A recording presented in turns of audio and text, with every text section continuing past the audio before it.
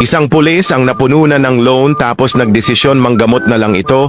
Naglagay siya ng karatula sa labas ng kanyang klinik ng kung gumaling 500, pag hindi gumaling magbayad ako ng 1,000. Isang doktor ang nakakita sa karatula at naisipan na pagkapirahan ng pulis. Nagkunwari siya na may sakit. Anong problema natin, sir? Tanong ng pulis. Nawala ang aking appetite o panlasa. Hindi na ako makakalasa ng mga masarap. Wika ng doktor. Inday, kunin mo yung maliit na bote. Patakan mo ang dila ni sir ng 3 beses. Sugo ng pulis sa kanyang assistant. At pinatakan nga ni Inday ang dila ng doktor. Sumigaw ang doktor ng, gasolina ito ah.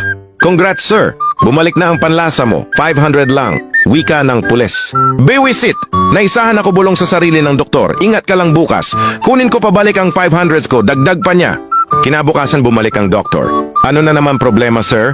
Tanong ng pulis. Nawala bigla ang aking memory. Hindi ko na natatandaan ang mga gamit o pangyayari na dumaan na sa buhay ko. Wika ng doktor. Sumigaw ang pulis ng, Inday, kunin mo yung maliit na bote. Patakan mo ang dila ni sir mga 3 beses. Teka, yung gasolina naman ba yan? Sambit ng doktor. Congrats! Bumalik na ang memory mo sir. 500 lang. Wika ng pulis. Lang yan ay sahan na naman ako bukas tatapusin na talaga kita. Bulong ulit ng doktor sa sarili. Kinabukasan bumalik nga ang doktor. Malabo na naman ang aking paningin. Wika ulit ng doktor. Sorry sir, hindi ko na magagamot ang sakit mo sa mata. Ito, 1,000 mo. Wika ng pulis. Subalit nagreklamo ang doktor. Bakit 500 lang to? Wika ng doktor.